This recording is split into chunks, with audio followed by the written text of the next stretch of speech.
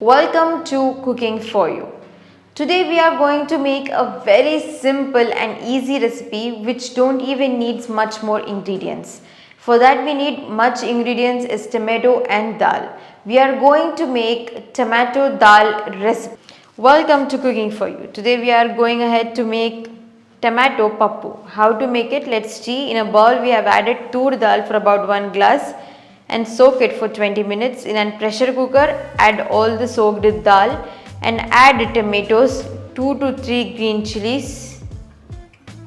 Break them up and add to it. And here we are adding a pinch of turmeric to it and chopped onions. Adding ginger garlic and oil. We are adding turmeric powder, salt powder and mixing all the ingredients together and covering it up with the lid for around 3 to 4 whistles. Now remove it and see you can mash all the dal.